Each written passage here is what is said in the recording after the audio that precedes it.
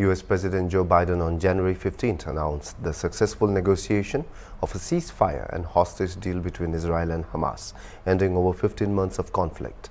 The deal, structured in 3 phases, includes a complete ceasefire, the withdrawal of Israeli forces from Gaza, and the release of hostages, including Americans, in the first phase.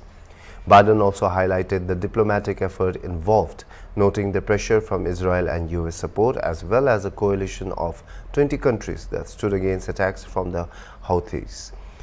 While delivering remarks on reaching a ceasefire and hostage deal, Biden said, "It's a very good afternoon because at long last I can announce a ceasefire and a hostage deal has been reached between Israel and Hamas. More than 15 months of terror for the hostages, their families and the Israeli people, and more than 15 months of suffering by the innocent people of Gaza. Fighting in Gaza will stop, and soon the hostages will return home to their families."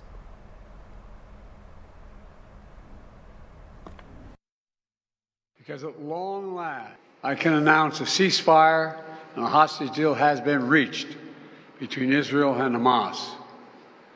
For more than 15 months of conflict that began with Hezbollah's brutal massacre on October the 7th, more than 15 months of terror for the hostages, their families, the Israeli people, more than 15 months of suffering by the innocent people of Gaza. Fighting in Gaza will stop, and soon the hostages will return home to their families.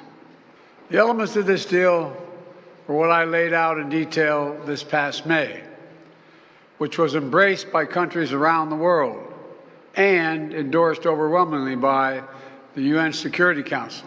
The deal is structured in 3 phases. Phase 1 will last 6 weeks. It includes a full and complete ceasefire, withdrawal of Israeli forces from all the populated areas of Gaza, and the release of a number of hostages held by Hamas, including women and elderly and the wounded. And I'm proud to say Americans will be part of that hostage release in Phase 1 as well. And the Vice President and I cannot wait to welcome them home. In exchange, Israel released hundreds of Palestinian prisoners. And during Phase 1, the Palestinians can also return to their neighborhoods in all the areas of Gaza. You know, during the next 6 weeks, Israel will negotiate the necessary arrangements to get Phase 2, which is a permanent end of the war. Let me say it again, a permanent end of the war.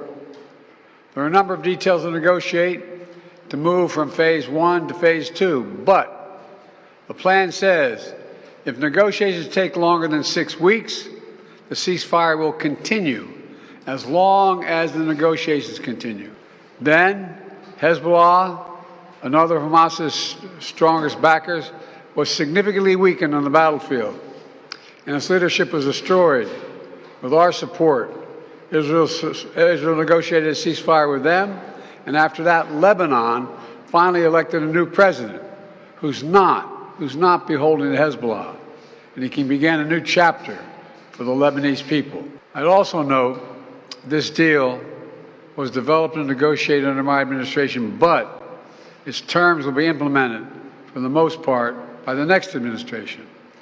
In these past few days, we've been speaking as one team. This has been a time of real turmoil in the Middle East.